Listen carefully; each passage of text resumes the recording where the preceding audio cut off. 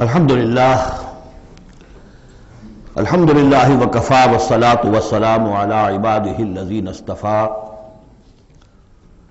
خصوصا علی افضلہم وخاتم النبیین محمد الامین وعلی آلہ وصحبہ اجمعین اما بعد فقد قال اللہ تبارک وتعالی کما ورد فی سورۃ الشمس اعوذ باللہ من الشیطان الرجیم بسم اللہ الرحمن الرحیم والشمس وضحاها والقمر اذا تلاها والنهار اذا جلاها والليل اذا يغشاها والسماء وما بناها والارض وما طحاها ونفس وما سواها فألهمها فجورها وتقواها قد افلح من زکاها وقد خاب من دساها صدق اللہ العظیم رب اشرح لي صدری ویسر لي امری واحلل عقدۃ من لسانی یفقهوا قولی اللهم ربنا الہمنا رشدنا واعذنا من شرور انفسنا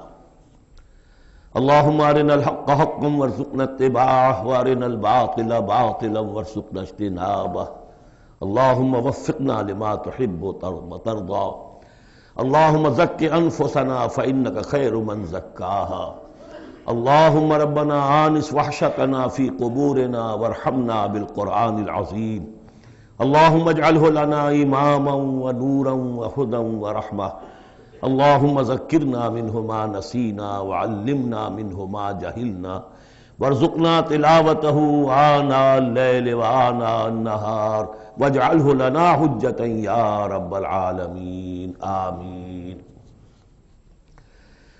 کل میں نے اشارہ کر دیا تھا کہ قرآن حکیم میں سورۃ البلد کے بعد چار جو صورتیں ہیں ان کو ایک مشترک عنوان ان کے لیے میں نے تجویز کیا ہے چہار سورہ نور و ظلمت۔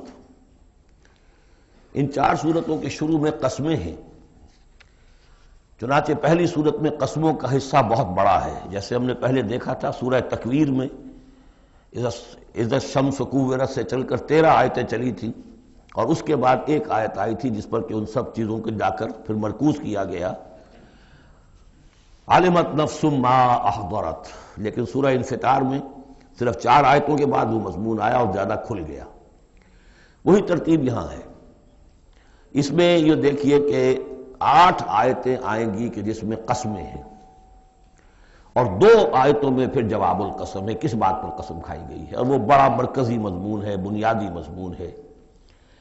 اگلی صورت میں سورۃ اللیل میں قسموں والا حصہ کم ہو جائے گا اور وہ بنیادی مرکزی مضمون مزید کھلے گا۔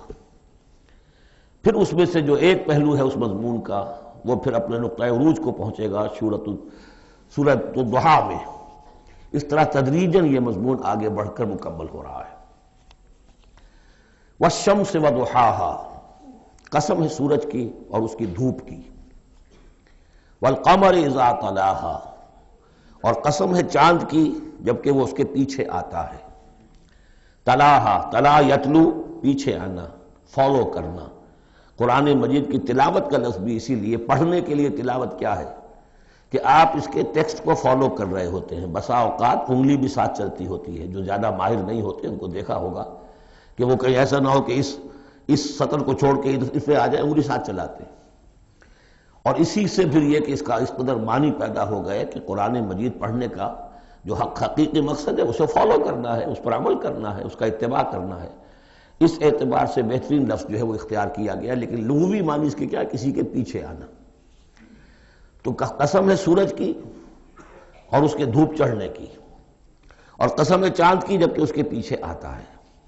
والنہار اذا جلاھا، اور قسم ہے دن کی جبکہ وہ اس کو روشن کر دیتا ہے۔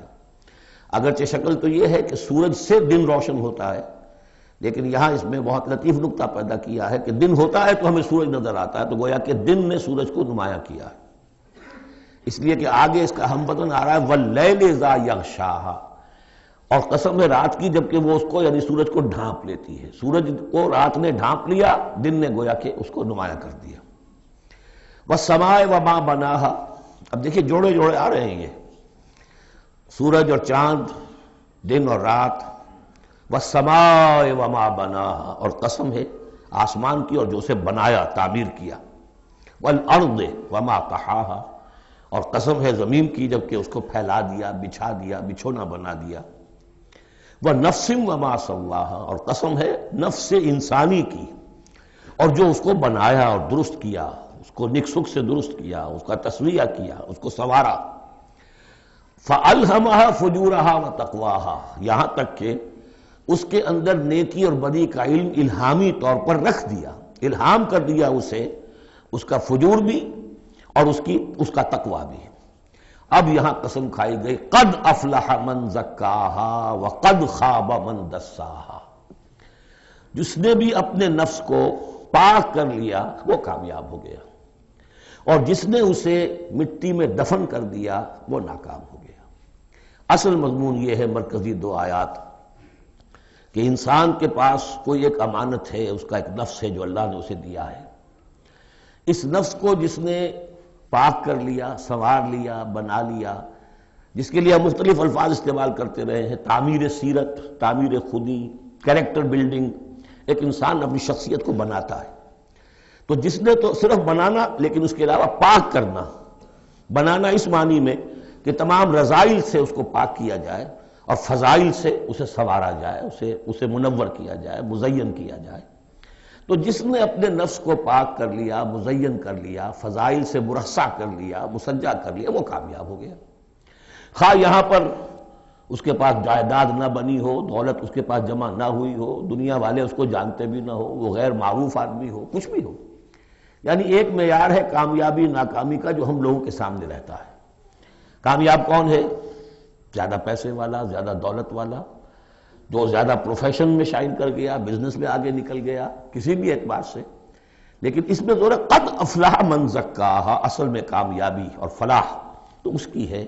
اور یہ فلاح کے لفظ پر ہم غور کر چکے ہیں سورہ مومنون کے شروع میں، کہ یہی جو انسان کی اندرونی شخصیت ہے، انا یا خودی، جسے ہم کہتے ہیں سیلف، جس کو کہ پروفائڈ نے سیلف قرار دیا ہے، اس سیلف کو اپنی اِد اور لیبیڈو کے تسلط سے آزاد کرانا اور پھر اس کو بلڈ کرنا، اس کو ڈیولپ کرنا، تعمیر خودی، یہی علامہ اقبال کا فلسفہ ہے۔ تو یہ ایسے ہی ہے کہ جیسے کہیں خزانہ تھا، آپ نے کھود کر اس میں سے خزانہ نکالا۔ تو یہ ہمارا سیلف جو ہے، ہماری خودی جو ہے، یہ بھی در حقیقت ہمارے اس حیوانی وجود کے اندر دفن ہے۔ اس حیوانی وجود کے اندر سے اس کو برآمد کرنا، جیسے کہ آم کی گٹھلی پھٹتی ہے تو اس میں سے دو پتے نکلتے ہیں تو اس سے آم کا درخت بننا شروع ہوتا ہے۔ اسی لیے وہ جو میں نے آپ کو اس کا اپنشد کا جملہ بھی سنایا تھا کہ man is in his ignorance identifies himself with the material sheets which encompass his real self۔ اصل خودی، اصل انا، اصل میں وہ کون ہے؟ یہ میرا وجود ہے، یہ میرا جسم ہے، یہ میرے ہاتھ ہے، یہ میرے پاؤں ہیں، لیکن میرا میں ایک پوزیسو موڈ میں ایک پروناؤن آیا ہے، تو جو پوزیس کر رہا ہے جسم کو کون ہے؟ وہ ایک اس کی اندرونی لطیف شخصیت ہے، اسے انا سے، خودی سے، سیلف سے تعبیر کرتے ہیں، اور در حقیقت وہ عبارت ہے اس روح سے کہ جو اللہ تعالیٰ نے پھونکی ہے اس میں، وَنَفَخْتُ فِيهِ مِن رُوحِي۔ تو اس مٹی کے ڈھیر میں اس روح کو ڈالا گیا ہے۔ اس کو برآمد کرنا اور اس کو بنانا اور سنوارنا، یہ ہے اصل کام انسان کا۔ جو اس میں کامیاب ہو گیا وہ کامیاب ہو گیا۔ اور دسا یدسو ہم پڑھ چکے ہیں کہ جب کسی شخص کے ہاں اس زمانے میں، اس معاشرے میں کوئی خوشخبری آتی تھی کہ بچی پیدا ہو گئی ہے، تو ایک تو منہ چھپاتا پھرتا تھا وہ کہ بیٹی ہو گئی، میں بیٹی کا باپ شمار ہوں گا، اور سوچتا رہتا تھا کہ اسے میں اپنے پاس رکھوں، ام یدسھا فی التراب، یا اسے جا کے میں مٹی میں دباؤں۔ تو دسا یدسو دبا دینا، تو یہ ہے کہ جس نے اپنی اس خودی کو اسی حیوانی وجود میں دبا دیا، ختم کر دیا، قد خاب من دساہا، وہ ناکام ہو گیا۔ اب اس حقیقت پر ایک تو میں نے آپ کو نوٹ کرایا تھا کل کہ سورۃ الاعلیٰ پڑھتے ہوئے میں نے کہا تھا کہ بعض مضامین جو ہیں جو ان صورتوں میں آ رہے ہیں وہ سورۃ الاعلیٰ میں ان کی اصل جڑ پڑ چکی ہے، اور اس کی آخری 6 آیتیں جو ہیں وہ کیا ہے؟ قد افلح من تزکا وذکر اسم ربہ فصلی بل تؤثرون الحیاۃ الدنیا والآخرۃ خیر وابقی ان ھذا لفی الصحف الاولی صحف ابراہیم وموسیٰ۔ قد افلح من تزکا، جس نے پاکیزگی حاصل کر لی وہ کامیاب ہو گیا۔ یہاں اسے مزید کھولا کہ اس کا برعکس کیا ہے؟ قد افلح من زکاہا وقد خاب من دساہا۔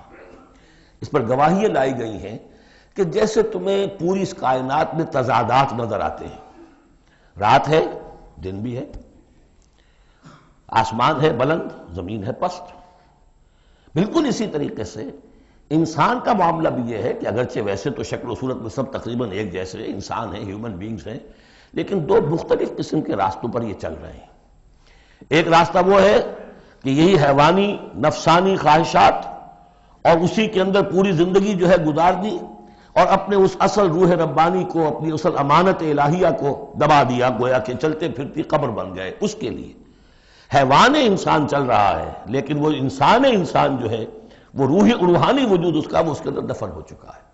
تو قد خواب من دساہا قد افلح من زکاہا، اس پر یہ ساری قسمیں کھائی گئیں۔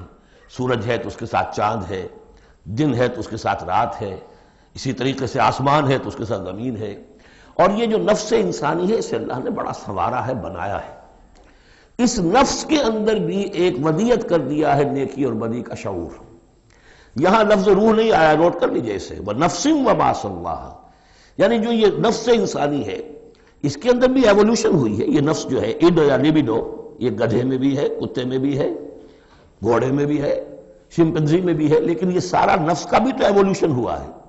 اس ایوولوشن کا جو مرتبہ آیا ہے انسان میں آ کر وہ یہ ہے کہ انسان میں اس کے اندر ایک حس پیدا ہو گئی ہے، مورل سینس، کہ کچھ چیزوں کو وہ سمجھتا ہے کہ یہ بری ہیں، کچھ چیزیں اچھی ہیں۔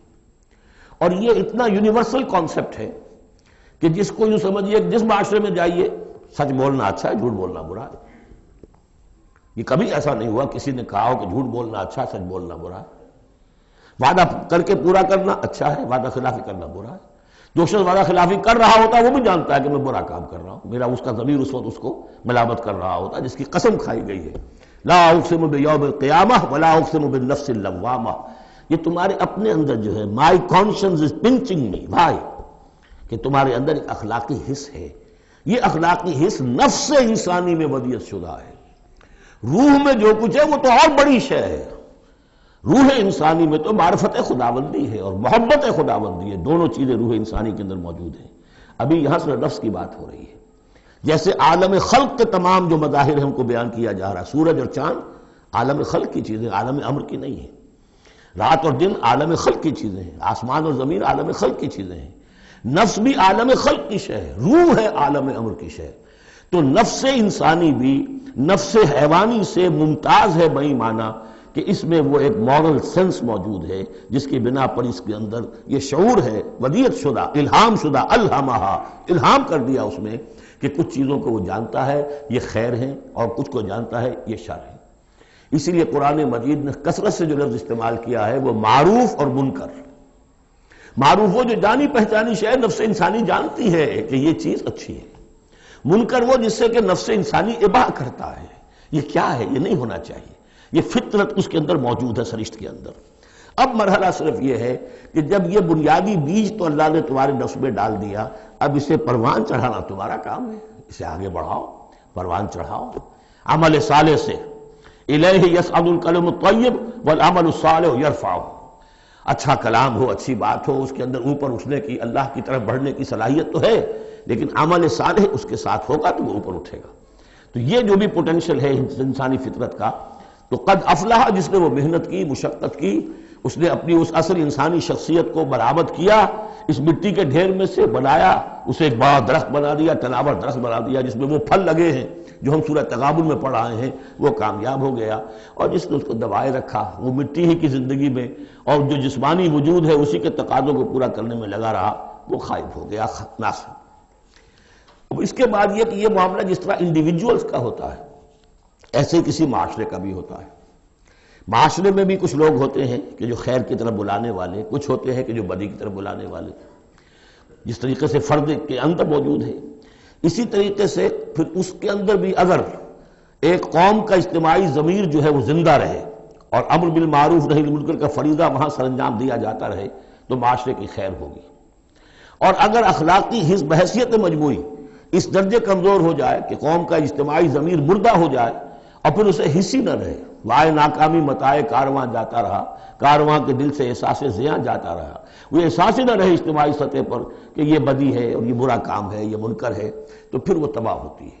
اس کی ایک مثال دی ہے، کذبت ثمود بطغواہا، قوم ثمود نے بھی جھٹلایا تھا اپنی سرکشی کے باوجود۔ اذ انبعث اشقاہا، جب ان کا جو سب سے شقی انسان تھا وہ کھڑا ہوا اور اس نے پھر اونٹنی کو جو اللہ تعالیٰ نے بطور معجزہ دی تھی اس نے ہلاک کر دیا۔ قال لهم رسول اللہ ناقۃ اللہ وسقیاہا، ان سے کہہ دیا تھا اللہ کے رسول نے کہ دیکھو یہ اللہ کی اونٹنی ہے اور اس کا پانی پینے کی جو باری کا دن ہے اس میں کوئی گڑبڑ پیدا نہ کرنا۔ فکذبوہ فعقروہا، انہوں نے اسے جھٹلا دیا اور اس کی کونچیں کاٹ ڈالی۔ فدمدم علیہم ربہم بذنبہم، تو الٹ پڑا اللہ تعالیٰ کی طرف سے ان پر عذاب ان کے گناہ کی پاداش میں۔ فسواہا، اللہ نے سب کو برابر کر دیا۔ ولا یخاف عقباہا، اور اللہ تعالیٰ کو اس کا کوئی ڈر نہیں کہ اس کا کیا نتیجہ نکلے گا، اس کی مخلوق تھی انہوں نے ختم کر دیا اور مخلوق کو وہ لے آئے گا۔ تو انفرادی اور پھر اجتماعی، ان دونوں چیزوں کو اس صورت کے اندر جمع کر دیا گیا۔ اب یہاں سے جو مضمون شروع ہوا ہے دیکھیے اگلی صورت میں کھلے گا۔ اگلی صورت میں 3 جوڑے بلکہ 2 جوڑے آ رہے ہیں صرف۔ واللیل اذا یغشا، قسم ہے رات کی جبکہ وہ ڈھانپ لیتی ہے۔ والنہار اذا تجلی، قسم ہے دن کی جبکہ وہ روشن ہو جاتا ہے۔ یہ ہمارے خارج میں آفاق کے اندر دن اور رات۔ وما خلق الذکر والانثی، ہمارے انفس میں ہمارے اندر کوئی مذکر ہے، کوئی مؤنث ہے، کوئی مرد ہے، کوئی عورت ہے۔ یہ جو تضادات بظاہر نظر آتے ہیں حقیقت میں تضادات نہیں ہیں، ان دونوں کے مل کے ہی در حقیقت فطرت اپنے مقاصد کی تکمیل کر رہی ہے۔ دن اور رات کے فرق سے ہی سارا نباتاتی نظام جو ہے وہ سارا کا سارا اسی کے ساتھ وابستہ ہے، اسی سے اس کا ریسپریٹری سسٹم ہے، اسی سے یہ فوٹو سنتھسس اور سب کا یہ جو سولر انرجی ہے اس کا درختوں کی لکڑیوں میں آ کے سٹور ہو رہا ہے، یہ کیا ہو رہا ہے، سارا کا سارا دن اور رات کے ساتھ ہے۔ اسی طریقے سے مرد اور عورت، اگر یہ فرق نہ ہو تو اولاد کیسے ہو، آگے نسل کیسے چلے؟ تو تضادات میں بھی توافق ہے یہاں، اگرچہ بعض چیزیں بظاہر متضاد ہیں لیکن ان میں توافق ہے، اللہ تعالیٰ نے اسی لیے پیدا کیا، لیکن ساتھ ہی یہ بتا دیا کہ جیسے یہ تضادات تمہیں نظر آ رہے ہیں واضح طور پر، دن اور رات، نر اور مادہ، ایسے ہی ان سعیکم لشتی، تمہاری جو سعی ہے، محنت ہے، بھاگ دوڑ ہے، وہ تو سب کر رہے ہیں۔ وہ تو کل ہم پڑھ چکے سورہ بلد میں، لقد خلقنا الانسان فی کبد، ہم نے تمام انسانوں کو مشقت میں پیدا کیا۔ مشقت انسان کا مقدر ہے، محنت کرنی ہے، جد و جہد کرنی ہے، معاشی جد و جہد ہے، اور بھی جو ہے پھر اولاد کا پالنا ہے۔ لا اقسم بہذا البلد وانت حل بہذا البلد، کسی کا کوئی نظریہ بھی بن گیا ہے، کوئی آئیڈیل بھی ہے، کسی آئیڈیالوجی کا ماننے والا ہے، اب اس پر اس کا بوجھ ہے کہ اس آئیڈیالوجی کو پروموٹ کرے، اس نظریے کو پھیلائے، اور پھر یہ کہ اس نظام کو قائم کرنے کے لیے تن من دھن لگائے۔ تو کتنے بوجھ ہیں انسانوں پر، پھر کتنے صدمے انسان اٹھاتا ہے۔ تو فرمایا کہ لا اقسم بہذا البلد وانت حل بہذا البلد ووالد وما ولد لقد خلقنا الانسان فی کبد، مشقت تو ہر ایک کو کرنی ہے، لیکن جو نتیجے نکلتے ہیں مشقت کے وہ بالکل برعکس ہیں، رات اور دن کا سا تضاد ہے ان میں۔ ان سعیکم لشتی، کوئی شخص اس محنت کے نتیجے میں اپنے آپ کو جنت کا مستحق بنا لیتا ہے، کوئی شخص اسی محنت کے نتیجے میں اپنے آپ کو دوزخ کا مستحق بنا لیتا ہے، راستے جدا ہو جاتے ہیں۔ اس کی بڑی پیاری تشریح ایک حدیث میں آئی ہے، حضور نے فرمایا کل نفس یغدو، ہر جان جو ہے صبح جب ہوتی ہے ہر انسان کی، فبائع نفسہا، پھر یہ کہ وہ اپنے نفس کو بیچتا۔ اب کوئی دفتر جا رہا ہے اپنی صلاحیت بیچ رہا ہے، کوئی بیچارہ وہ چونکہ اور کچھ نہیں سیکھ سکا تھا، اینٹیں ڈھو رہا ہے، تعمیر کا جہاں ہو رہی ہے، کوئی کسی چلا رہا ہے، کوئی ہل چلا رہا ہے، کسی کی مشقت، کوئی اپنی جسمانی جو قوت ہے وہ بیچ رہا ہے، کوئی اپنی ذہنی صلاحیت، اپنی ایکسپرٹیز، ڈاکٹر ہے اس نے بڑی مشکل سے فن حاصل کیا ہے، وہ بیٹھ کے فیس لے رہا ہے، لیکن بیچ رہا ہے اپنے آپ کو، اپنا وقت بیچ رہا ہے۔ تو کل نفس یغدو فبائع نفسہ فموتقھا وموبقھا، دن بھر کی محنت کر کے شخص ایک وہ شخص ہے جس نے حلال کو پیش نظر رکھا، حرام سے بچا، جھوٹ نہیں بولا، کسی کو دھوکہ نہیں دیا، کسی کے ساتھ جو ہے بے ایمانی نہیں کی، وہ شام کو آئے گا تو مشقت تو اس نے بھی کی ہے لیکن یہ لے کر آئے گا اللہ کی رحمت۔ دوسرا شخص مشقت اس نے بھی کی ہے، کہیں کم تول دیا تھا، کہیں کم ماپ دیا تھا، کہیں جھوٹ بول دیا تھا، کہیں کسی کی حق تلفی کی تھی، کہیں کسی کی عزت نفس پر حملہ کر دیا تھا، وہ مشقت بھی کر کے آئے گا اور شام کو جہنم کی گٹھڑی لے کر آئے گا اپنے کندھے پر. یا وہ نفس کو جہنم سے آزاد کرا کے آیا شام کو، اور یا وہ شام کو جہنم کے عذاب کی ایک گٹھڑی لے آیا ہے. تو کل نفس یغدو فبائع نفسہ فموتقھا وموبقھا. اب وہ بات ہے، اب یہ اس اعتبار سے سمجھ لیجئے کہ میرے نزدیک قرآن مجید کی اہم ترین یہ صورت ہے. ایک راستہ ہے، اس کے 3 اوصاف بیان کیے ہیں. اگر یہ 3 اوصاف ہوں گے تو خیر کے راستے پر آدمی بڑھتا چلا جائے گا، اور اگر اس کے برعکس 3 صلاحیتیں ہوں گی تو انسان گرتا چلا جائے گا، شر کی طرف جو ہے وہ اس کا قدم آگے سے آگے بڑھتا چلا جائے گا. پہلے 3 اوصاف کون سے ہیں؟ وَاللَّيْلِ إِذَا يَغْشَىٰ وَالنَّهَارِ إِذَا تَجَلَّىٰ وَمَا خَلَقَ الذَّكَرَ وَالْأُنثَىٰ إِنَّ سَعْيَكُمْ لَشَتَّىٰ فَأَمَّا مَنْ أَعْطَىٰ وَاتَّقَىٰ وَصَدَّقَ بِالْحُسْنَىٰ. جس شخص میں عطا ہے، جود ہے، سخاوت ہے، کسی کو بھوکا دیکھے تو اگر 1 روٹی ہے تو اس کو بھی بانٹ کر کھا سکے، کسی کو تکلیف میں دیکھے تو اگر اس کے پاس کوئی ہے ایسی چیز جس سے کہ اس کی تکلیف وہ رفع کر سکتا ہو تو دریغ نہ کرے. یہ عطا ہے، جود، عطا، سخاوت. فاما من اعطا، پہلی شرط یہ ہے، چونکہ ہم سورہ بلد میں بھی دیکھا ہے کہ وہ جو گھاٹی ہے جس سے گزرنا مشکل ہے، فلقتحم العقبہ، وہ کون سی گھاٹی تھی؟ فک رقبۃ او اطعام فی یوم ذی مسغبۃ یتیما ذا مقربۃ او مسکینا ذا متربہ ثم کان من الذین آمنوا وتواصوا بالصبر وتواصوا بالمرحمہ. اس گھاٹی کو عبور کر کے اگر اہل ایمان میں شامل ہوگا تو ابو بکر صدیق بنے گا، عمر فاروق بنے گا، عثمان غنی بنے گا، اور اس گھاٹی کو عبور کیے بغیر کسی وجہ سے اسلام لے آیا عبداللہ ابن ابی بن جائے گا. اگرچہ اس نے بھی کلمہ پڑھا ہے، اس نے بھی کہا ہے اشہد ان لا الہ الا اللہ واشہد ان محمد رسول اللہ، اور وہی کلمہ پڑھا ہے ابو بکر نے اور عمر نے اور عثمان نے اور علی رضی اللہ تعالیٰ عنہ. لیکن فرق کیا ہے؟ یہ زمین کچھ اور تھی جس میں بیج پڑا ہے، وہ زمین کچھ اور تھی جس میں بیج پڑا ہے، وہ زمین میں ہل چل چکا تھا. تو فرمایا کہ پہلی شے کیا ہے، اور یہ آیت ہم پڑھ چکے ہیں، 4 پارے کی پہلی آیت، لن تنالوا البر حتى تنفقوا مما تحبون. تم نیکی کے مقام تک رسائی حاصل نہیں کر سکتے جب تک کہ خرچ نہ کر سکو اللہ کے لیے اور اللہ کی مخلوق کے لیے، اور وہ چیز کہ جو تمہیں پسند ہو. یہ نہیں کہ جو اذکار رفتہ ہو گئی، بیکار ہو گئی، پرانی ہو گئی، دل سے اتر گئی، وہ دے دیا اور پھر سمجھا کہ ہم نے حاتم طائی کی قبر کو لات مار دی ہے. یہ نہیں. مما تحبون، نیکی کی گرد کو نہیں پہنچ سکتے. لن تنالوا البر حتى تنفقوا مما تحبون. تو پہلی شرط ہے اعطاء. دوسرا ہے واتقا. واتقا کیا ہے؟ وہی اخلاقی حس جو ہے وہ اگر بیدار ہے، نتیجہ کیا نکلے گا کہ وہ پھر نیکی کرنا چاہے گا، بدی سے بچے گا. وہی فَأَلْهَمَهَا فُجُورَهَا وَتَقْوَاهَا. اگر یہ حس مر نہیں گئی ہے، یہ دفن نہیں ہو گئی ہے، اس کے اوپر حوث جو ہے اس کا غلبہ نہیں ہو گیا ہے، کوئی اور غلط جو ہے انسان کا رجحان اس نے اسے دبا کر نہیں رکھ دیا ہے، تو تقا اس کے اندر ہوگا. میں کسی کا دل نہ دکھا دوں، میں کسی کا حق نہ مار لوں. اس کے اندر ایک احساس ذمہ داری جو ہے وہ موجود رہے گا. اور تیسری شرط وصدق بالحسنی، جو بھی اچھی بات اس کے سامنے رکھی جائے اور اس کا دل گواہی دے دے کہ ہاں بات ٹھیک ہے، فوراً قبول کرے، تصدیق کرے.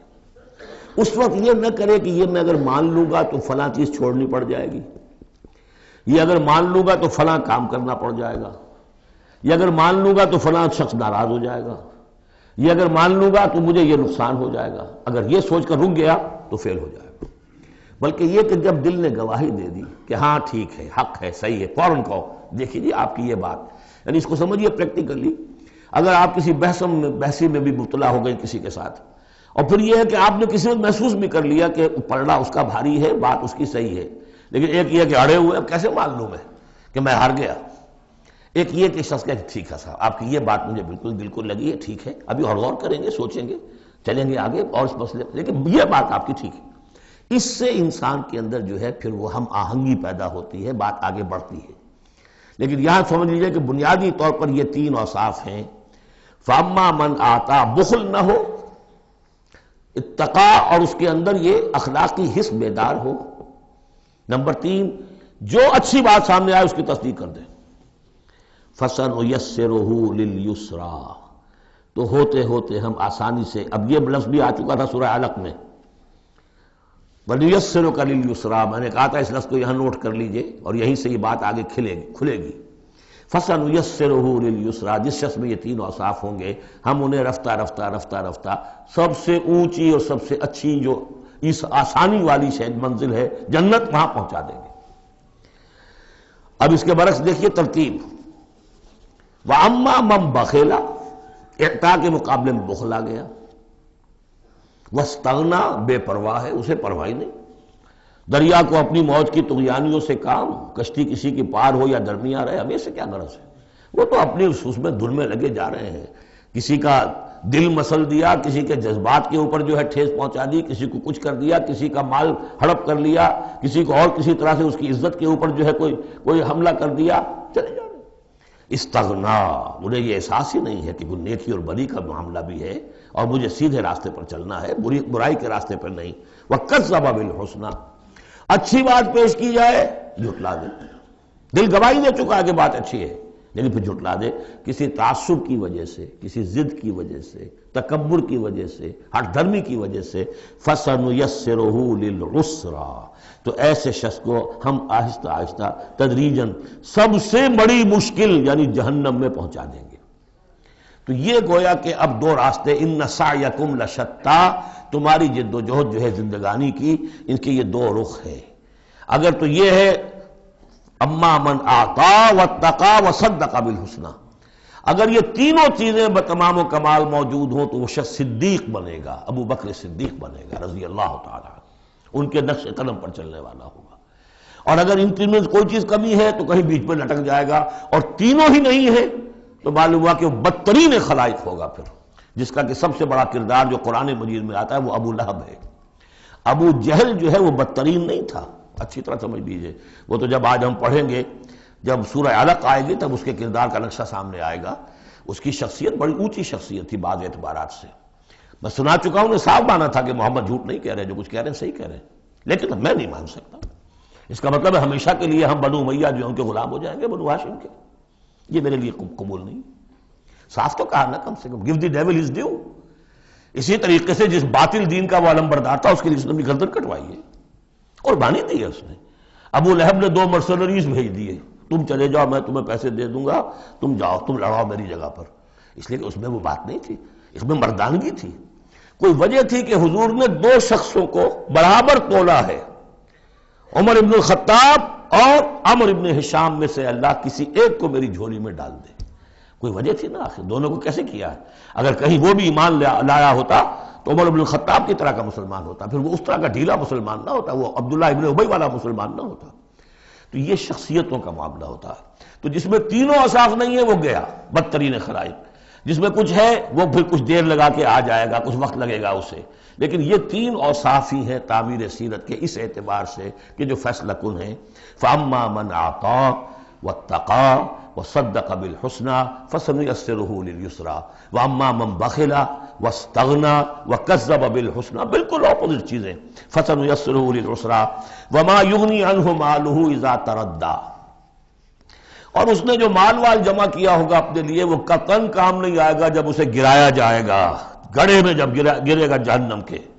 إِنَّ عَلَيْنَا لَلْهُدَىٰ، دیکھو انسانوں ہمارے ذمے ہے صرف ہدایت پہنچا دینا، یہ اب اللہ تعالیٰ اپنے ذمے لے رہے ہیں، یہ ہمارے ذمے ہے کہ تمہیں راستہ دکھا دیں، سجھا دیں، یہ سجھا دینا ہمارے ذمے ہے۔ اس کے لیے ہم نے تمہیں جبلی ہدایت بھی دی ہے، اس کے لیے ہم نے تمہارے اندر اخلاقی حس بھی رکھ دی ہے، اس کے لیے ہم نے اپنی روح تم میں پھونکی ہے، اس میں ہماری معرفت اور محبت موجود ہے، اور پھر ان تمام چیزوں کی تکمیل کے لیے ہم نے نبی بھیج دیے، رسول بھیج دیا، کتابیں نازل کر دی، ہم نے اپنا ہدایت کا جو فرض تھا وہ ادا کر دیا۔ ان علینا للہدیٰ وَإِنَّ لَنَا لَلْآخِرَةَ وَالْأُولَىٰ، پھر ہمارے ہی لیے ہے اختیار آخرت کا بھی اور اولا کا بھی، دنیا کا بھی، پھر فیصلہ ہم کریں گے کہ کون اب اس قابل ہو گیا ہے کہ دنیا کو ان کے بوجھ سے پاک کر دیا جائے، زمین کو ان کے بوجھ سے آزاد کر دیا جائے، پوری قوموں کو ملیا بیٹ کر دیا جائے، فیصلہ کرتے ہیں۔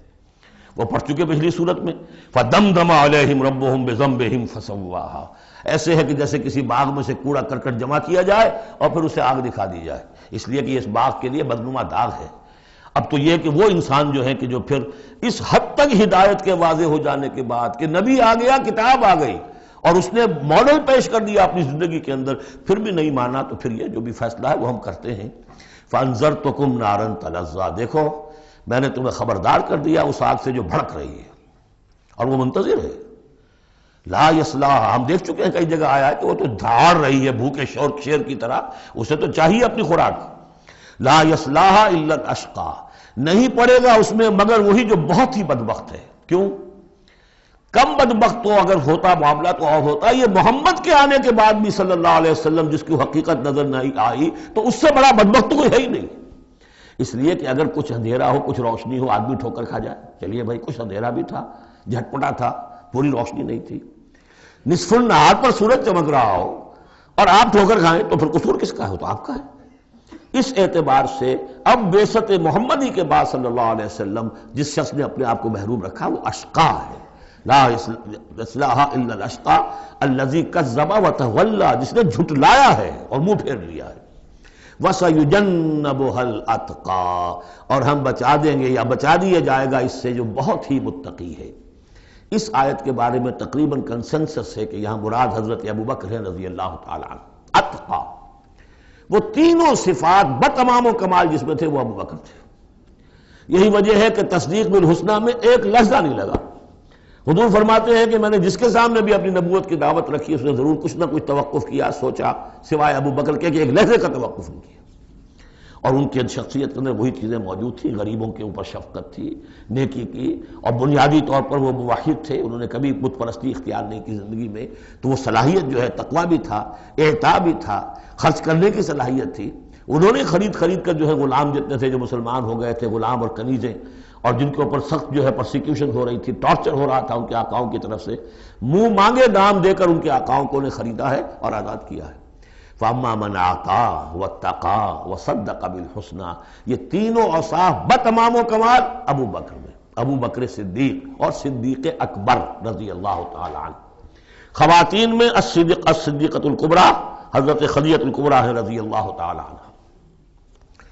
وَسَيُجَنَّبُهَا الْأَتْقَى الَّذِي يُؤْتِي مَالَهُ يَتَزَكَّىٰ، جو اپنا مال دیتا ہے اپنے نفس کو پاک کرنے کے لیے۔ وہ مال کیوں دے رہا ہے؟ کیوں خرچ کر رہا ہے؟ کیوں بلال کو اس نے خریدا ہے؟ باپ نے کہا ابو قحافہ نے، وہ تو ایمان نہیں لائے تھے اس وقت تک، وہ تو فتح مکہ کے بعد ایمان لائے، وہ کافر رہے پورے عرصے کے دوران، مشرک رہے۔ تو باپ نے یہ کہا کہ ابو بکر تمہیں اگر کوئی خریدنا ہی تھا غلام اور کسی کو آزاد کرنا تھا تو کوئی دیکھتے اچھا غلام دیکھتے، کوئی طاقتور سے دیکھتے جو تمہارے کام بھی کبھی آتا۔ انہیں کیا پتا تھا کہ ابو بکر تو کسی اور چیز کا طلبگار ہے، اسے کچھ اور چاہیے، اسے کوئی یعنی جو شخص کسی غلام کو آزاد کر دیتا تھا وہ اس کا مولا رہتا تھا، پھر بھی وہ ایک درجے میں اس کے تابع ہوتا تھا، اس کی بات سنتا تھا، اس کا حمایتی ہوتا تھا۔ اخلاقی طور پہ بھی سمجھ میں آ رہا ہے کہ ایک شخص نے اپنی رقم خرچ کی ہے اور آپ کو خرید کے آزاد کر دیا ہے تو اب آپ بے دام جو ہے غلام تو ہو گئے نا اس کے، اس لیے کہ یہ کہ وہ غلامی نہیں ہے، مولا کہلاتے تھے وہ، جیسے کہ حضرت زید ابن حارثہ بھی مولا تھے حضور کے، اور اسی طریقے سے اور بھی بہت سے ہیں جن کے بارے میں آتا ہے کہ انہوں نے جو حدیث روایت کی ہے، ثوبان رضی اللہ تعالیٰ وہ بھی مولا تھے حضور کے، مولا اس معنی میں۔ تو فرمایا کہ تم نے یہ کیا کیا، کس کو تم نے خریدا اور اتنی بڑی رقم دے دی؟ جو مانگا امیہ ابن خلف نے وہ بھی حیران رہ گیا، ٹھیک ہے دو، اس لیے کہ انہیں تو ابو بکر کو چھڑانا ہے اس پرسیکیوشن سے۔ الذی یؤتی مالہ یتزکیٰ وما لأحد عندہ من نعمت تجزیٰ، اور ایسا نہیں ہے کہ کسی اور کا اس پر کوئی احسان ہو جس کا وہ بدلہ چکا رہا ہو، نہیں، الا ابتغاء وجہ ربہ الاعلیٰ، صرف اپنے بلند و بالا پروردگار کی رضا جوئی کے لیے وہ خرچ کر رہا ہے۔ وَلَسَوْفَ يَرْضَىٰ، اور وہ عنقریب راضی ہو جائے گا۔ یہ عنقریب راضی ہو جائے گا کون؟ اللہ بھی راضی ہو جائے گا اور ابو بکر بھی راضی ہو جائیں گے، رضی اللہ عنہ ورضوا عنہ، جیسے ہم خطبے میں بھی کہتے ہیں رضی اللہ تعالی عنہ وارضاہ، اللہ تعالیٰ بھی راضی ہو جائے ان سے اور اللہ ان کو راضی بھی کر دے، ان کو بھی اتنا اجر و ثواب دے۔ وَلَسَوْفَ يَرْضَىٰ، اور میرے نزدیک یہاں مراد حضرت ابو بکر ہیں، اس کا میں ثبوت آپ کو اگلی صورت میں دوں گا۔ اب دیکھیے پہلی صورت میں آیا تھا قد افلح من زکاہا وقد خاب من دساہا، 8 آیتیں تھیں، وہ تھیں قسموں پر مشتمل، لیکن اصل مضمون کیا تھا؟ نفس انسانی میں نیکی اور بدی کا شعور ودیت کر دیا ہم نے۔ اب جس نے اس کو بنا لیا، سنوار لیا، وہ کامیاب، جس نے اس کو دبا دیا، مٹی میں دفن کر دیا، وہ ناکام۔ اگلی صورت میں آگے راستہ بتا دیا. سنوارنے کا راستہ کیا ہے؟ اعطا، تقوی، تصدیق بالحسنہ. ان عادتوں کو کلٹیویٹ کرو اپنے اندر تو یہ راستہ جو ہے تمہارا جائے گا صدیقیت کی طرف اور اللہ تعالیٰ کی رضا کی طرف. اس کے برعکس اور صاف بخل، استغنا، پرواہ ہی نہیں. کیا خیر کیا شر کوئی پرواہ نہیں. اپنی خواہشات کو پورا کرنا ہے، اپنی اشتہا جو ہے اس کو شہوت کو پورا کرنا ہے، حرام سے حلال سے کوئی بحث نہیں. اور یہ کہ بات سچی آئی، اچھی آئی اور دل نے گواہی دے دی پھر بھی اس کو رد کر دیا تو وہ دوسری منزل پہ نکل جاؤ گے. اب یہ جو پہلی منزل تھی اس کا نقطہ عروج کون ہے؟ ایک تو ابو بکر آ گئے اس میں، اور ان سے بلندتر رتبہ کس کا ہے؟ محمد الرسول اللہ صلی اللہ علیہ وسلم، معراج انسانیت. اب جو دو صورتیں آ رہی ہیں ان کا سارا تعلق کلیتاً محمد الرسول اللہ کے ساتھ ہے. یہ سیرت النبی کے اعتبار سے بھی بہت اہم ہیں دو صورتیں. بعض اعتبار سے جو صوفیانہ اس میں مسائل آئے ہیں، اور عام طور پر ہمارے مفسرین، ایسے مفسرین خصوصاً جدید دور کے کچھ ریشنلسٹ قسم کے لوگ، وہ تو ان مطالب کی گرد کو بھی نہیں پہنچے. ہمارے جو پرانے مفسرین ہیں چونکہ ان کا ذوق جو ہے وہ ان کے اندر، وہ ذوق بھی اندر ہے موجود ان کے اندر، اسلام کے اور دین کے باطنی حقائق، قرآن کے باطنی حقائق کا. تو میں اس کے حوالے سے چند چیزیں آپ کو بتاؤں گا.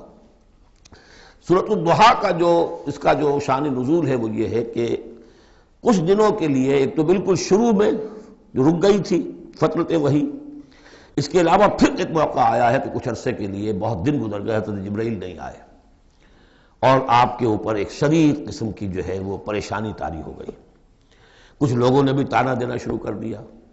کچھ عرصے سے محمد تم نے کوئی نئی وحی نہیں سنائی، کیا ہوا تمہارا شیطان کیا چلا گیا بس؟ اب کوئی ایسا بھی بتایا گیا کہ ایک دفعہ کہیں متواتر کئی راتوں تک آپ رات کو اٹھے نہیں، تو کہا وہ تمہارا شیطان تمہیں چھوڑ گیا ہے. کوئی ساتھ کے رہنے والی عورت جو تھی کہ رات میں نے سنی نہیں تمہاری کوئی پڑھنے کی جو تم پڑھا کرتے تھے، شاید شیطان تمہیں چھوڑ گیا ہے.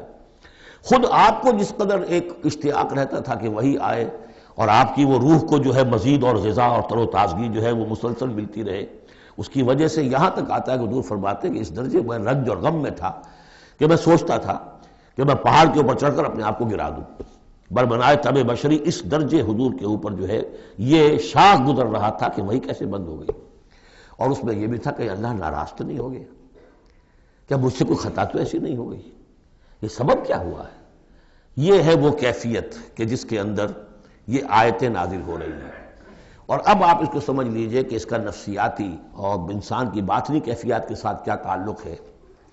انسان پر دو طرح کی کیفیات طاری ہوتی رہتی ہیں. جیسے میں نے پہلے ایک دفعہ آپ کو بتایا صدیق اور شہید کے درمیان جو فرق ہے بنیادی، کہ کچھ بنیادی طور پر لوگ ایکسٹروورٹس ہوتے ہیں، کچھ بنیادی طور پر انٹروورٹس ہوتے ہیں. ایکسٹروورٹس کھیل کود بھاگ دوڑ، لوگوں سے ملنا جلنا، گفتگو ہے، اسے دھکا دے دیا، اس سے مذاق کر لیا، اسی میں وہ خوش رہتے ہیں، بڑے مگن رہتے ہیں. تنہائی انہیں کاٹ کھانے کو دوڑتی ہے. اور ایک انٹروورٹس ہوتے ہیں کہ وہ مجلس وغیرہ کو نہیں ہوتے، اپنے تنہائی میں کہیں بیٹھے ہیں، غور و فکر کر رہے ہیں، سوچ بچار کر رہے ہیں. انہیں وہ مجلس سے زیادہ اپنا گوشہ تنہائی جو ہے وہ زیادہ عزیز ہوتا ہے. تو یہ دو مزاج اللہ نے بنائے ہیں. اسی طرح ہر انسان کے اوپر آلٹرنیٹلی کچھ کیفیات آتی ہیں جس کو ہم کہتے ہیں میرا موڈ آف ہے. ایک طرح کا قبض سا ہو جاتا ہے طبیعت میں بندش سی ہوتی ہے. کسی وقت اسی شخص کے اندر پھر انشراح سا ہو جاتا ہے، پھر ہنسنے بولنے کو جی چاہتا ہے، گفتگو کرنے کو جی چاہتا ہے. تو یہ کیفیت جب انسان کی روحانی زندگی سے متعلق ہو جائے تو اس کو پھر صوفیہ نے نام دیا قبض اور بسط. کبھی طبیعت میں انشراح ہے، انبساط ہے، طبیعت جو ہے وہ آبادہ ہے، ہر چیز میں روشنی کا پہلو آدمی دیکھ رہا ہے. ہر چیز کے اندر آپ کو معلوم ہے ایک تاریک رخ بھی ہوتا ہے کسی معاملے کا اور روشن رخ بھی ہوتا ہے. اس وقت انسان روشن رخ کو دیکھتا ہے. اور ایک وقت میں آتا ہے کہ طبیعت میں بندش سی لگ گئی ہے، جیسے اندر کوئی پکڑ لیا کسی نے. اب طبیعت جو ہے وہ بھی اپنے اندر وہ انقباض محسوس کر رہی ہے اور پھر آدمی پیسیمسٹک ہو جاتا ہے، نا امید سا ہوتا ہے، پھر اسے ہر معاملے کا تاریک پہلو زیادہ نظر آنے لگتا ہے. تو یہ قبض اور بسط کی کیفیات ہیں. جب کبھی قبض کی کیفیت ہو، قاضی ثناء اللہ پانی پتی رحمۃ اللہ علیہ نے تفسیر مظہری میں لکھا ہے کہ قبض کی کیفیت میں اس صورت کا پڑھنا تریاق ہے. جس طرح حضور صلی اللہ علیہ وسلم کے لیے گویا کہ اس وقت جو وحی کا بند ہو جانا تھا وہ گویا کہ ایک طرح کے انقباض اور قبض کی کیفیت پیدا ہوئی تھی. اس میں اب اللہ تعالیٰ فرما رہے ہیں والضحیٰ، قسم ہے دن کے دھوپ چڑھنے کے وقت کی، واللیل اذا سجا، اور قسم ہے رات کی جبکہ وہ چھا جائے. یا ساکن ہو جائے. سجا کے دونوں معنی ہے سکون. اب دیکھیے ان دونوں کو کیوں لائے؟ اس لیے کہ صبح ہے، حرکت ہے، برکت ہے، چلنا ہے، دوڑنا ہے، ہر شخص جا رہا ہے، ادھر جا رہا ہے، ادھر جا رہا ہے. رات کو سکون ہو گیا، تاریکی چھا گئی اور شور ہنگامہ ختم ہو گیا. لیکن یہ رات اور دن دونوں ضروری ہیں انسان کے لیے. یہاں کا نظام چلانے کے لیے اگر رات ہی رات ہوتی تب بھی یہ دنیا نہ چلتی، اور دن ہی دن ہوتا تب بھی نہ چلتا. تو رات بھی ضروری ہے. اسی طریقے سے نفس انسانی کے لیے کبھی کبھی قبض کا وقفہ بھی ضروری ہے. آپ اسے یہ نہ سمجھیں کہ اللہ تعالیٰ ناراض ہو گیا، یہ بھی ہماری تربیت کا ایک یوں سمجھیے کہ ایک جز ہے. ما ودعک ربک وما قلی، آپ کے رب نے آپ کو رخصت نہیں کیا ہے، نہ ہی وہ آپ سے ناراض ہوا ہے.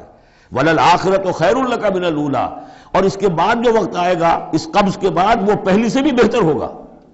اور میں حیران ہوتا ہوں کہ کیسے غالب نے وہ بات کہی ہے کہ جو بالکل ترجمانی ہے اس کی، رکتی ہے میری تباہ تو ہوتی ہے رواں اور. یعنی یہ کہ جب میری طبیعت کے اوپر کبھی کبھی رکاوٹ سی آ جاتی ہے، اب شعر جو ہے اچھے نازل نہیں ہو رہے، لیکن جب وہ رکاوٹ سے میں نکلتا ہوں، اس قبض سے نکلتا ہوں، رکتی ہے میری تباہ تو ہوتی ہے رواں اور. اس لیے کہ اس قبض کے بعد جب مرحلہ آتا ہے انبساط کا اور انشراح کا، تو وہ ایک قدم آگے ہوتا ہے آدمی، اس پہلی کیفیت سے ایک درجہ جو ہے اس کا بڑھ چکا ہوتا ہے.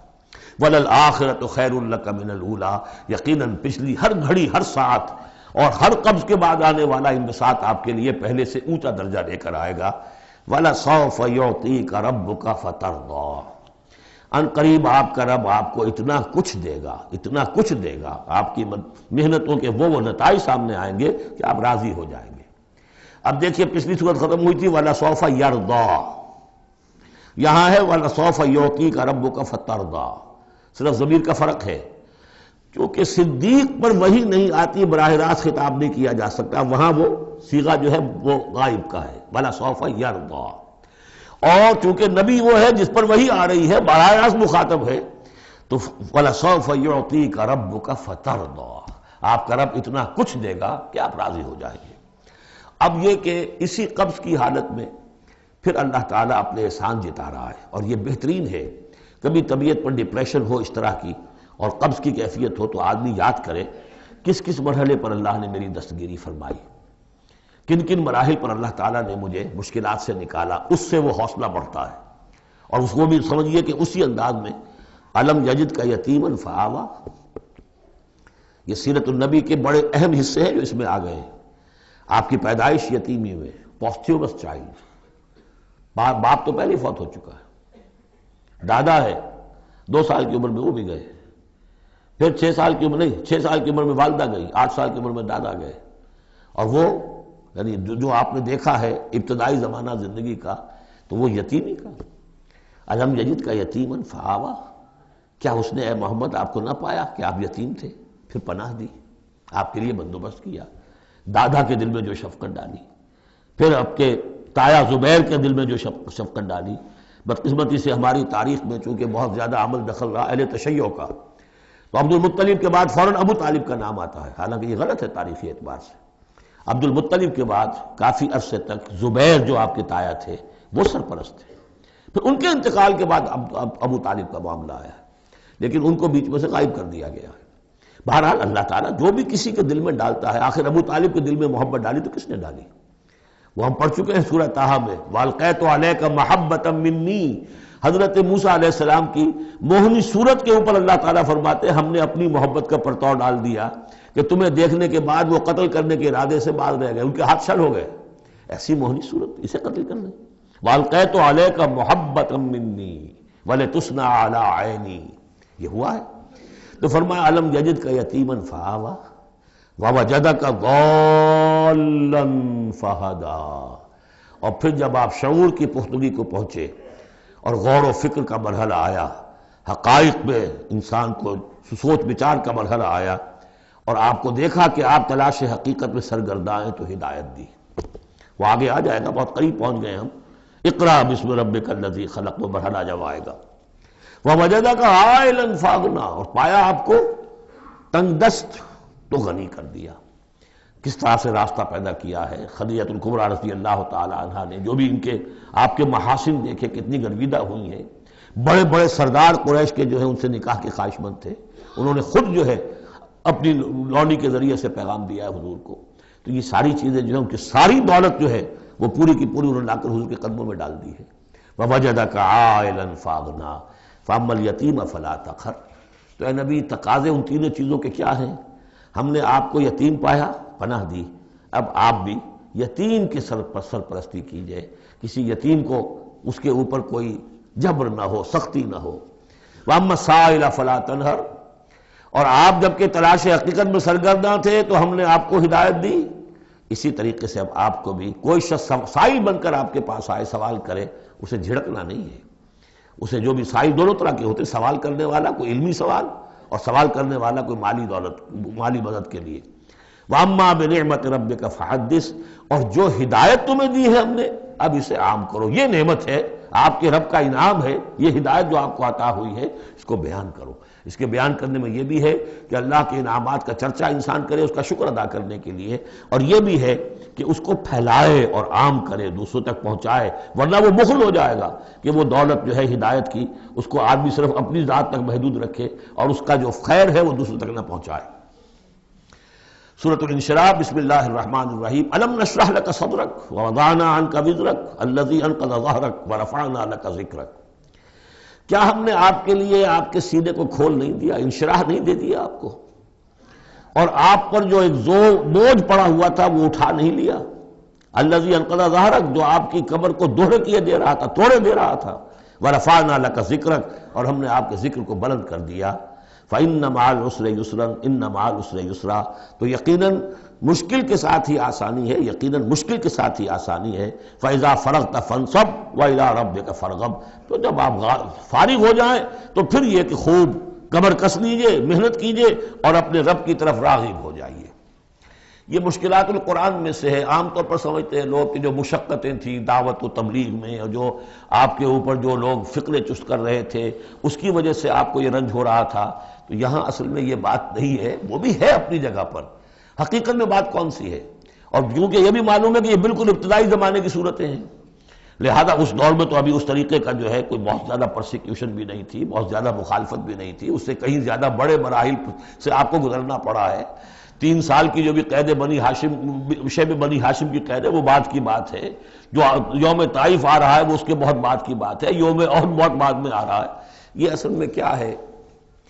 جس شخص کو اللہ تعالیٰ نبوت دیتا ہے اس کی سب سے زیادہ جو خواہش ہوتی ہے وہ اللہ کے ساتھ لو لگا کر بیٹھا رہے. اور رسالت کا فریضہ ایسا ہے کہ جاؤ خلق خدا کو ہدایت کا راستہ دکھاؤ. اب کہاں وہ کیفیت؟ دن ڈھونڈتا ہے پھر وہی فرصت کے رات دن بیٹھے رہے تصور جانا کیے ہوئے. کہاں یہ، کہاں اللہ کی طرف رخ کر کے اللہ کا بندہ کھڑا ہے رات کے وقت، کیا اس کی کیفیت ہے، اس کے قلب کی، اس کی روح کی، کیا انشراح ہے، کیا انبساط ہے، کن بلندیوں پر اس وقت وہ ہے، کس روحانی وسعتوں کے اندر جو ہے وہ اس وقت پیراکی کر رہا ہے. اور کب جا رہے کسی نے کہہ دیا پاگل ہے، کسی نے کہہ دیا کہ یہ تو مجنون ہے. دیکھو ذرا یہی شخص ہے جو کہتا ہے آپ کے معبودوں کو کہ یہ غلط ہے. اب اس کا ایک تقدر ہو رہا ہے دل کے اوپر. کہاں وہ کیفیت؟ علامہ اقبال نے اسے لکھا ہے، 4th لیکچر ہے ان کا جو خطبات میں سے شیخ عبد القدوس گنگوہی رحمۃ اللہ علیہ کا قول دیا ہے. وہ کہیں کسی کیفیت میں بیٹھے ہوئے تھے اسی طرح مراقبے میں، اچانک اقامت کی آواز آ گئی. اب جماعت کھڑی ہو رہی ہے تو وہ آرہل کھڑا ہونا ہے، تو نماز میں تو جانا ہے. تو کہا کیا، جھنجلا کر کہا، حضوری سے نکال کر دربانی میں کھڑا کر دیا. اس وقت جس مراقبے کی کیفیت میں تھا وہ تو حضوری کی کیفیت مجھے حاصل تھی. اب میں دربانی میں آ گیا ہوں. یہاں پر نماز تو آپ پڑھیں گے تو امام کے پیچھے پڑھیں گے. اس نے کہا اللہ اکبر تو کرنا ہی ہے رکوع، چاہے ابھی آپ کے دل چاہ رہا ہے اور قرآن پڑھا جائے تو کیسے ہوگا؟ تو اس کا حکم ماننا آپ نے. آپ چاہ رہے ہیں سجدے میں پڑے رہے ابھی سر نہ اٹھائیں، لیکن وہ تو کہے گا اللہ اکبر، تو وہ سر آپ نے اٹھانا ہی ہے. تو وہ ایک اور نظام ہے، وہ نظام با جماعت ہے. اس سے ایک جماعت کی تشکیل جو ہے وہ مطلوب ہے، اور ایک ہے انسان کا اپنا روحانی ترفع، اس کے کچھ اور تقاضے ہوتے ہیں. تو جیسے حضرت موسیٰ سے کہا گیا ہر دفعہ آپ نے دیکھا اذهب الى فرعون انه طغى، اور وہ اگر وہیں پر رہتے ڈیرا لگا دیتے، ہر وقت گفتگو ہو رہی ہے، مخاطبہ مکالمہ مل رہا ہے، تو جو لذت اس میں تھی، اس کے اندر جو ہے وہ جو مشقت ہے وہ یہ تھی رفتہ رفتہ پھر آپ کا مزاج اس کا خوگر ہوا ہے، اور پھر یہ کہ جب اللہ تعالیٰ نے اس میں بہت سے لوگوں کو بھی شامل کر دیا، پھر وہ جو تسکین پیدا ہوئی کہ ایک شخص وہ ہوتا ہے جو اکیلا، اس کو مولانا روم نے بڑی خوبصورتی سے وضاحت سے، اگرچہ وقت کا مجھے احساس ہو رہا ہے کہ وہ تو گھنٹہ پورا ہو رہا ہے اور ہم نے تو ابھی یہ 4 صورتیں ختم نہیں کی، کہ یہ بارش کا ایک بتایا ہے مثال کہ بارش میں ایک مرحلہ ہوتا ہے کہ سمندر سے بخارات اوپر جا رہے ہیں، نہایت صاف شفاف، اس میں تو کوئی قدورت نہیں ہوتی، وہ تو ڈسٹلڈ واٹر جا رہا ہے، وہ اوپر گیا، پھر وہ گیا، اس نے بارش کی شکل اختیار کی، جب بارش کو بن کر وہ گرا ہے تو اس نے اب فضا کو بھی دھو دیا، تو فضا کی قدورت اپنے اندر لی نا، فضا کو صاف کر کے وہ آیا نیچے، زمین کا بھی گند صاف کرتا ہے، صاف کر کے اور وہ گند لے کے دریا میں شامل ہوا، اور پھر گیا اور سمندر میں جا کر گند اس نے وہاں چھوڑا، پھر وہ پاک ہو کر صاف ہو کر بڑی ہی یعنی لطیف شکل میں پھر یہ ہو رہی ہے، یہ ہے ایک سیر الی اللہ، اللہ کی طرف بڑھا جا رہا ہے، رات کو اللہ کا بندہ کھڑا ہے اور اللہ سے مناجات ہو رہی ہے، یہ وہ ہے بخارات کا اوپر اٹھنا، نہایت پاکیزہ لطیف کیفیت۔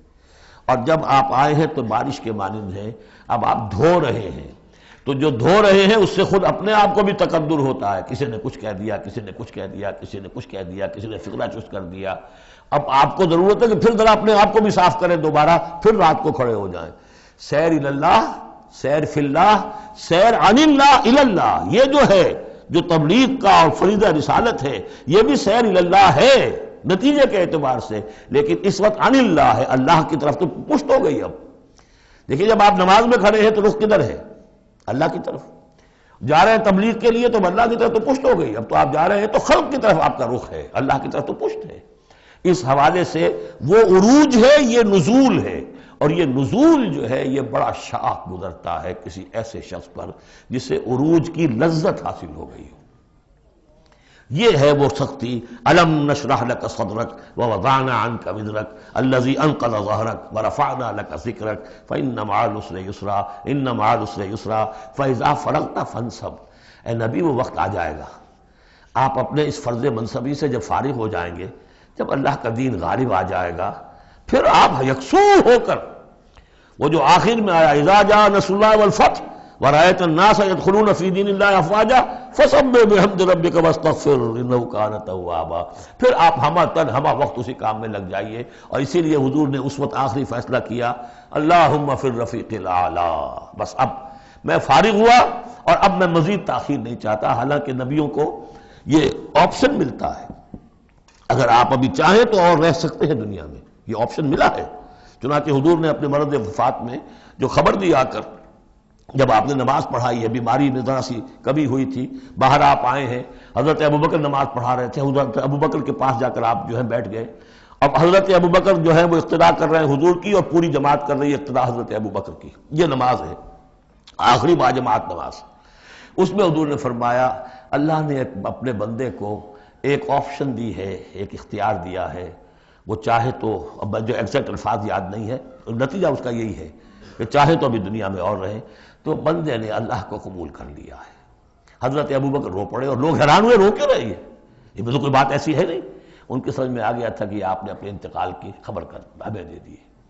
تو یہ فیصلہ اللہم فی الرفیق الاعلی،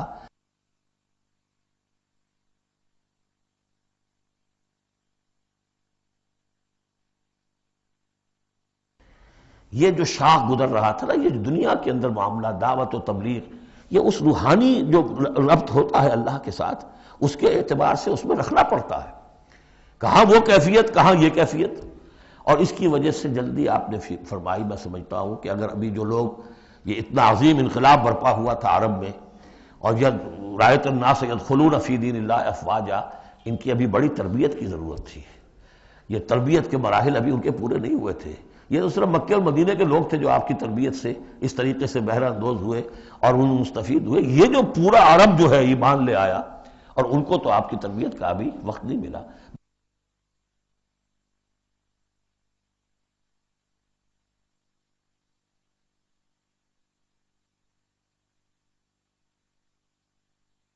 بہرحال جب یہ کام ہو چکے گا اے محمد، تو بس پھر آپ ہمہ وقت اللہ کی طرف متوجہ ہو جائیے۔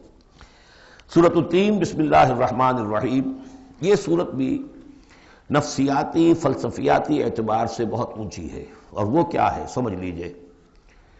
جب کبھی اللہ کا بندہ کوئی جس کی اخلاقی حس بیدار ہو، بات وہیں سے چل رہی ہے، اخلاقی حس، الہمہا فجورہا و تقواہا، وہ اگر کسی بگڑے ہوئے معاشرے میں بیٹھ کے دیکھتا ہے کہ ہر جگہ پر خود غرضی ہے، ظلم ہے، ہر جگہ پر ہم دیکھ رہے ہیں جھوٹ ہے، دھوکہ ہے، فریب ہے، زیادہ بیان کرنے کی ضرورت نہیں، خود ہمارا جو معاشرہ ہے اس کی بہت بڑی مثال موجود ہے، شاید بڑی ہی نمائندہ جو مثال ہے دنیا کے اندر اس چیز کی، اس پہ کوئی غور کر رہا ہے تو غور کر کے بالآخر بسا اوقات انسان اس درجے پر پہنچتا ہے کہ انسان ہے ہی بہت حقیر اور بہت گندی مخلوق، اس میں خیر ہے ہی نہیں، خیر کا کوئی پہلو نہیں۔ اور یہ میں آپ سے عرض کر دوں، آج کے سارے جو ماہرین نفسیات ہیں ان سب کا حاصل یہی ہے کہ انسان میں کوئی اعلیٰ شے ہے ہی نہیں، یا پیٹ ہے، یا اس کی شہوت ہے، یا حب تفوق ہے، یا اینیمل انسٹنکٹس ہے، کسی خیر کا مجھے کسی بھی جو بھی ہو آپ کا سائیکالوجسٹ کو بتا دیجئے کہ وہ کسی خیر کا بھی آپ کے اندر کوئی سراغ لگا کر بتا سکے۔ یہ جو ایک آتی ہے انسان کے اوپر مایوسی، حساس انسان پر، اس میں یہ صورت نازل ہوئی ہے کہ انسان شر ہی شر نہیں ہے، گند کی پوٹ ہی نہیں ہے، اس میں بڑی بلندی کا پہلو بھی ہے۔ والتین والزیتون، گواہ ہے انجیر اور گواہ ہے زیتون، وطور سینین، اور گواہ ہے وہ پہاڑ طور سینا، وہذا البلد الامین، اور گواہ ہے یہ شہر امین، امن والا شہر۔ لقد خلقنا الانسان فی احسن تقویم، ہم نے تو انسان کو بہت بلند حساب پر، بہت عمدہ تخلیق پر بنایا تھا۔ اب قسموں کا اس کے ساتھ ربط کیا ہے؟ تین، انجیر، یہ اس علاقے میں کثرت سے ہوتی تھی، اور کہتے ہیں کہ اس پہاڑ کا نام بھی جبل تین تھا، جہاں حضرت نوح علیہ السلام نے دعوت و تبلیغ کی 9.5 برس تک، 950 برس تک۔ زیتون اس پہاڑی کا نام ہے، اور وہاں زیتون کے درخت تھے جہاں حضرت مسیح علیہ السلام نے سرمن آف دا ماؤنٹ، مشہور پہاڑی کا آواز، اسی پر آپ کے زیادہ تبلیغی مباعث ہوئے ہیں۔ طور سینین تو واضح ہے، حضرت موسیٰ علیہ السلام کو جہاں ہم کلامی حاصل ہوئی۔ ھذا البلد الامین، اور یہ امن والا شہر جس میں محمد الرسول اللہ دعوت و تبلیغ کے فریضہ سر انجام دے رہے ہیں۔ ان شخصیتوں کو اصل میں ان مقامات سے مراد یہ شخصیتیں ہیں۔ اگر کسی کا خیال یہ ہے کہ انسان میں کوئی خیر ہے نہیں تو دیکھیں ہمارے بندے نوح کو، یاد کریں ہمارے بندے عیسیٰ کو، یاد کریں وہ بھی تو انسان تھا، موسیٰ جو رب سے ہم کلام ہوا تھا، اور دیکھ لیں اس بندے محمد کو صلی اللہ علیہ وسلم جو اس بلد امین میں نظر آ رہا ہے۔ کیا تمہیں ثبوت نہیں مل جائے گا کہ انسان میں تو بڑی عظمت رکھی تھی ہم نے؟ یہ دوسری بات ہے، آپ اپنے آپ کو حیوان ہی سمجھ لیں، حیوان بنا لیں۔ فَلَا تَكُونُوا كَالَّذِينَ نَسُوا اللَّهَ فَأَنسَاهُمْ أَنفُسَهُمْ، یہ تو آپ کا کام ہے، آپ نے کیا ہے، یہ گراوٹ تو آپ کو ملی ہے۔ حقیقت میں اللہ تعالیٰ نے بنایا تھا، وہ تو بہت اونچے مقام پر بنایا تھا۔ آدم مسجود ملائک، آدم خلقتہ بیدی، اپنے دونوں ہاتھوں سے بنایا ہے۔ وَلَقَدْ كَرَّمْنَا بَنِي آدَمَ وَحَمَلْنَاهُمْ الْبَرَّ وَالْبَحْرِ، یہ ساری آیات جو اتری قرآن مجید میں، تو انسان سرشت کے اعتبار سے کچھ کمزور ہے، فطرت کے اعتبار سے بہت بلند ہے۔ یہ میں دونوں الفاظ بار بار استعمال کرتا رہا ہوں، اب ان تمام چیزوں کی وضاحت ممکن نہیں ہے۔ اس کا روحانی وجود سب سے اونچا ہے، اس کا حیوانی وجود بہت نیچے ہے۔ اصل میں اس حیوانی وجود میں آ کر یہ نیچے چلا گیا ہے۔ وَالتِّينِ وَالزَّيْتُونِ وَطُورِ سِينِينَ وَهَذَا الْبَلَدِ الْأَمِينَ لَقَدْ خَلَقْنَا الْإِنسَانَ فِي أَحْسَنِ تَقْوِيمٍ، ہم نے انسان کو بنایا تھا بہترین حساب سے۔ ثُمَّ رَدَدْنَاهُ أَسْفَلَ سَافِلِينَ، اب اسے اس جسد حیوانی میں ڈال کر در حقیقت نیچے پہنچا دیا گیا ہے۔ تو اب کیا کرنا ہوگا؟ اب اوپر اٹھنا ہوگا۔ اوپر اٹھنے کے لیے محنت کرنی پڑتی ہے۔ إِلَّا الَّذِينَ آمَنُوا وَعَمِلُوا الصَّالِحَاتِ، اب یہ ایمان اور عمل صالح ہے جو تمہیں اس پستی سے نکال کر اوپر لے آئے گا۔ جس مقام پر تم پیدا کیے گئے ہو اس مقام تک پہنچنے کے لیے پہلی محنت کیا ہے؟ آپ کے شعور اور ذہن کی آزمائش ہے کہ اللہ کو پہچانتے ہو یا نہیں، اور دوسری محنت عمل صالح ہے۔ إِلَّا الَّذِينَ آمَنُوا وَعَمِلُوا الصَّالِحَاتِ فَلَهُمْ أَجْرٌ غَيْرُ مَمْنُونٍ، تو ان کے لیے تو اجر و ثواب ہوگا جو اس کا سلسلہ کبھی منقطع ہی نہیں ہوگا۔ فَمَا يُكَذِّبُكَ بَعْدُ بِالدِّينِ، اب اس کے ساتھ ہی ایک بات ایسی جوڑ دی کہ اگر تمہیں بھی نظر آ رہا ہے کہ کچھ لوگ بلند ہیں، کچھ پست ہیں، کچھ گھٹیا ہیں، کچھ بڑھیا ہیں، تو سوال یہ کہ اس کا کوئی نتیجہ بھی نکلنا چاہیے کہ نہیں؟ پھر کیا چیز ہے جو تمہیں آمادہ کرتی ہے جزا و سزا کے انکار پر؟ الیس اللہ باحکم الحاکمین، کیا اللہ تعالیٰ تمام حاکموں سے بڑا حاکم نہیں ہے؟ تو کیا کوئی حاکم ایسا بھی تم نے دیکھا کہ جو اپنے نیکوکار بندوں کو اور اپنے غداروں کو اور اپنے باغیوں کو ایک جیسا کر دے؟ تو اگر انسانوں کے اندر یہ دونوں طرح کے کردار موجود رہے ہیں، جو تمہیں زیادہ نظر آ رہے ہیں وہ تو دوسری طرح کے ہیں، ہم نے بھی تمہیں دکھا دیے نا، موسیٰ بھی اللہ کا بندہ تھا، انسان تھا، عیسیٰ بھی تو ایک انسان تھا، یہ محمد بھی چلتے پھرتے جو ہے ثبوت ہے انسانی عظمت کا، یہ انسان کے اندر عظمت بھی ہے، اگرچہ ادھر اگر متوجہ نہیں ہوگے تو واقعی حیوانوں سے بھی بدتر ہو جاؤ گے، اولئک کالانعام بل ہم اضل۔ بارک اللہ لی ولکم فی القرآن العظیم ونفعنی وإیاکم بالآیات والذکر